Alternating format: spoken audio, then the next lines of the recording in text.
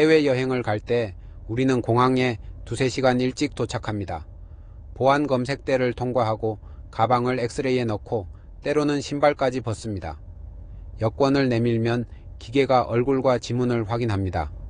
은행은 돈이 어디로 움직이는지 추적합니다. 팔란티어 같은 기업은 흩어진 데이터를 연결해 위험을 찾아냅니다.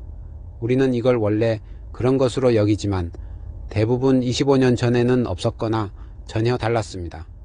공통된 출발점이 하나 있습니다. 2001년 9월 11일. 오늘 이야기는 그날 무슨 일이 있었는지가 아니라 그날 이후 세계가 어떻게 다시 설계됐는지입니다. 사건 자체는 짧게 정리하겠습니다. 2001년 9월 11일 알케다 조직원들이 민간 항공기 4대를 납치했습니다. 세계무역센터와 펜타곤에 충돌했고 네 번째는 펜실베이니아에 추락했습니다. 9.11 위원회 기준으로 세계무역센터에서 2600명 이상, 펜타곤에서 125명, 항공기에서 256명이 숨졌습니다. 그런데 이 영상에서 중요한 건 공격 장면이 아니라 질문입니다. CIA도 FBI도 NSA도 테러리스트 관련 정보를 조각조각 갖고 있었습니다.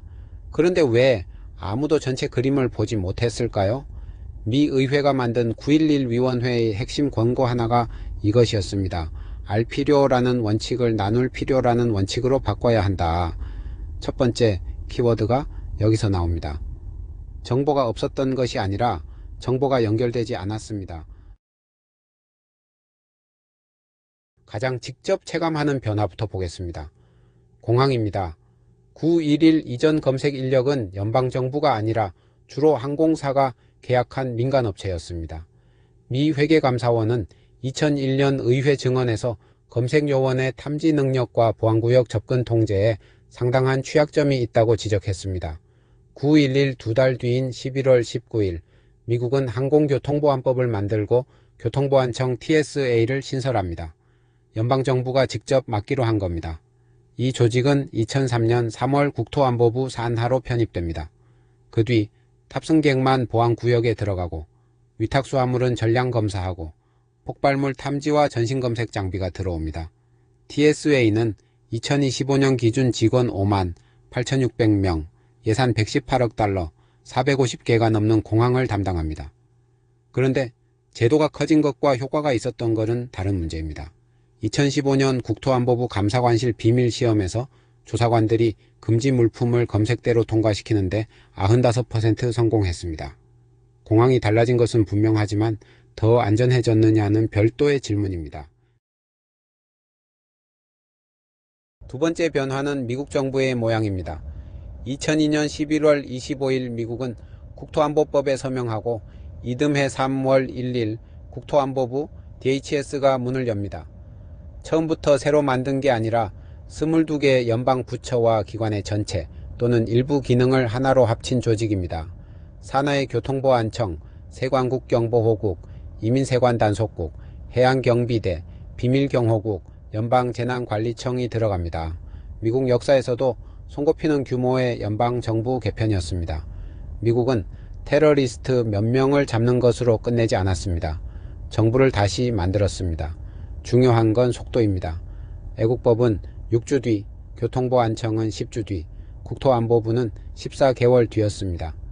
평시라면 몇 년이 걸릴 개편이 한 번의 사건으로 압축됐습니다. 여기서 분위기가 바뀝니다.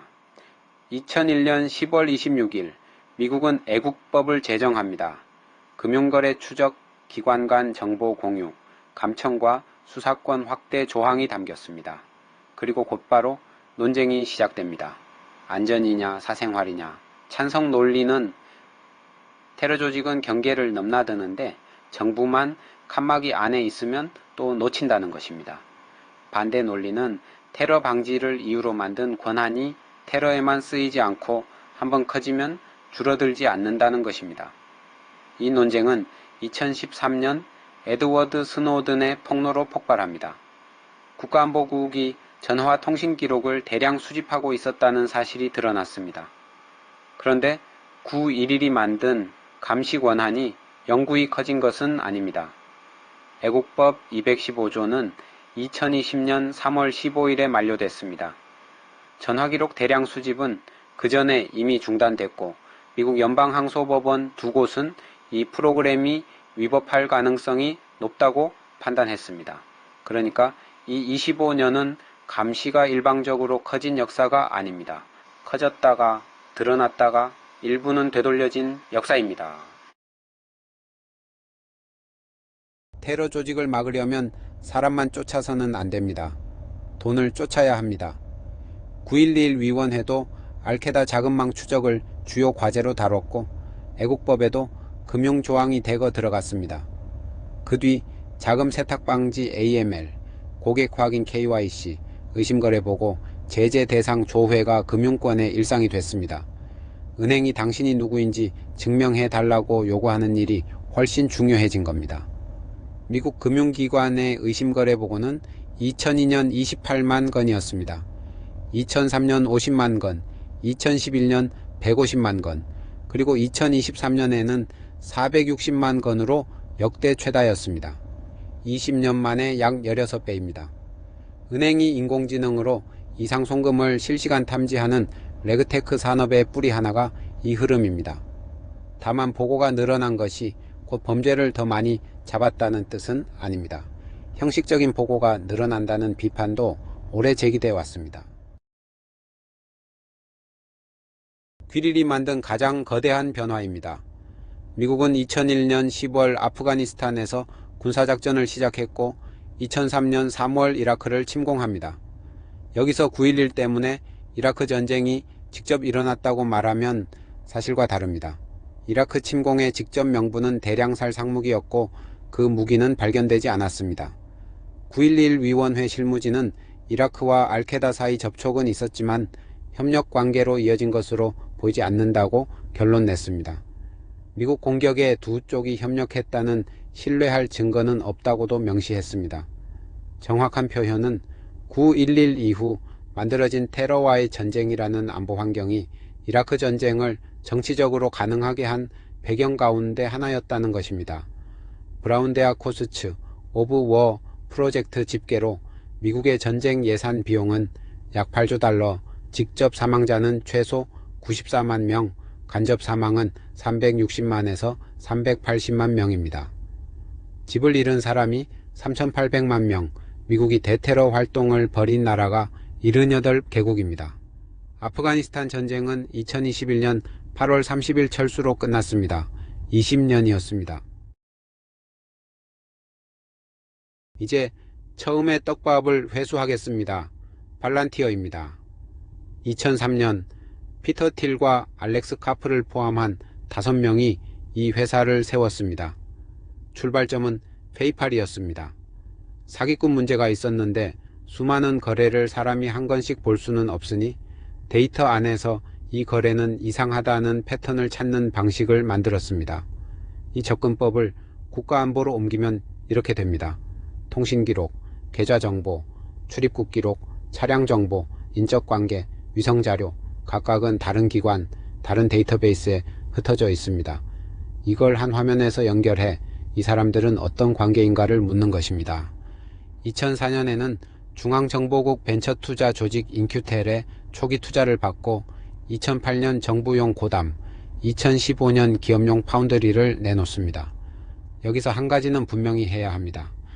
9.11 때문에 팔란티어가 만들어졌다고 단정하는 것은 과장입니다.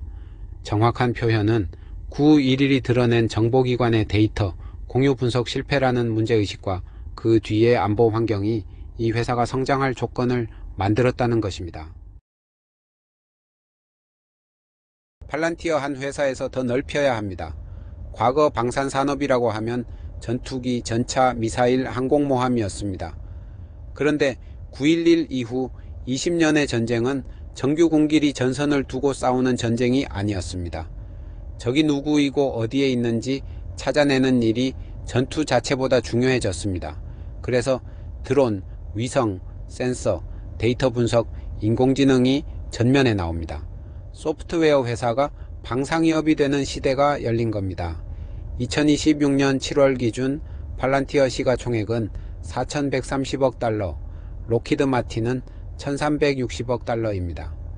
2017년 창업한 안두릴은 2026년 5월 610억 달러 가치를 인정받고 7월에는 약 1000억 달러로 자금 조달을 논의한다는 보도가 나왔습니다. 그런데 팔란티어의 2025년 매출은 44억 8천만 달러로 록히드 마틴 매출의 대략 16분의 1입니다.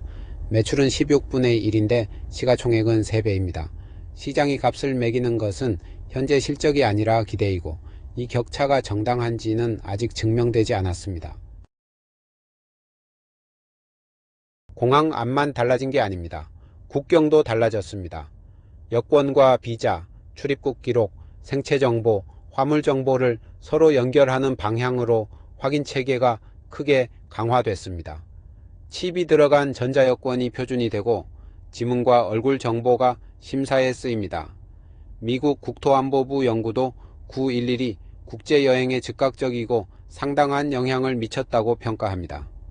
그리고 미국행 항공편을 운영하려면 상대 국가와 항공사도 기준을 맞춰야 했기 때문에 많은 나라가 비슷한 방향으로 제도를 정비했습니다. 우리가 인천공항에서 겪는 절차 상당 부분도 이 국제표준화의 결과입니다. 그래서 911은 미국에서 일어난 사건이지만 국경을 넘는 방식 자체를 세계적으로 바꾼 사건이 됐습니다. 9.11 이후 미국이 배운 것은 데이터를 많이 모으는 것만으로는 부족하다는 사실이었습니다. 중요한 것은 연결과 분석, 패턴과 예측입니다. 그래서 25년 동안 정보기관과 은행, 경찰, 군대, 세관, 공항이 전부 같은 방향으로 움직였습니다. 데이터를 연결해 위험을 미리 찾는다. 그리고 이 생각은 테러리즘에서 멈추지 않았습니다. 기업 공급망, 제조업, 의료, 보험, 금융, 인공지능까지 들어왔습니다. 팔란티어 실적이 이 이동을 보여줍니다. 2025년 미국 정부 부문은 55%, 미국 상업 부문은 109% 늘었습니다. 정부보다 민간이 2배 빠르게 컸습니다. 정리하면 911이 만든 것은 특정 기관이나 특정 법이 아닙니다. 흩어진 데이터를 연결해 위험을 미리 찾는다는 하나의 방법론이었고 그 방법론은 지금 정부를 넘어 산업 전체의 기본 문법이 됐습니다. 마지막 장은 반드시 넣어야 합니다. 세계가 더 안전해졌느냐는 질문과 그 과정에서 무엇을 내줬느냐는 질문은 별개입니다. 내준 것은 공항에서 쓰는 시간과 신체 검색, 정부와 기업이 보유하는 개인정보의 양, 비밀정보기관 권한의 확대, 드론 공격으로 인한 민간인 피해, 그리고 20년에 걸친 해외 전쟁의 비용입니다. 브라운대 집계로 제향군인의 자살 사망은 전투 사망의 최소 4배이고 2050년까지 제향군인 돌봄 비용만 2조 2천억에서 2조 5천억 달러로 추산됩니다. 반대편 논리도 분명합니다. 미국 본토에서 9.11 규모의 공격은 그 뒤 25년간 재현되지 않았습니다. 다만 이걸 새 제도의 성과라고 단정하는 것도 증명이 어렵습니다. 막힌 공격은 세워지지 않고 일어나지 않은 사건은 통계에 남지 않기 때문입니다. 그래서 결론을 한쪽으로 정하지 않겠습니다. 9.11 이후 세계는 더 많은 데이터를 모아 위험을 예방하려 했고 동시에 정부와 기업이 개인을 얼마나 들여다봐도 되는가라는 질문을 만들어냈습니다. 이 질문은 인공지능 시대에 더 커진 채로 우리 앞에 있습니다. 2001년 9월 11일 사람들이 당장 떠올린 것은 테러와 전쟁이었습니다. 그런데 25년이 지나 돌아보면 그날이 바꾼 것은 훨씬 많았습니다. 공항은 이동 공간에서 보안시설이 됐습니다. 미국에는 22개의 기관을 합친 국토안보부라는 부처가 생겼습니다. 의심거래보고는 20년 만에 16배로 늘었고 국경을 넘는 방식은 세계적으로 표준화됐습니다. 전쟁은 8조 달러와 100만 명 가까운 목숨을 가져갔습니다. 그리고 정보기관은 떨어져 있던 데이터를 연결하려 했습니다.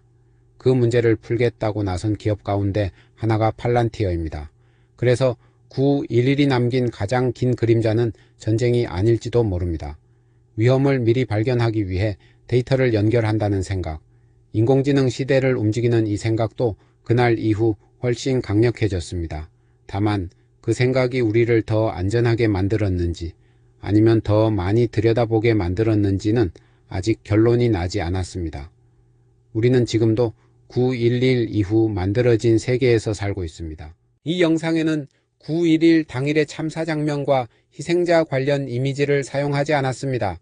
모든 배경은 공개 라이선스 상징 이미지입니다.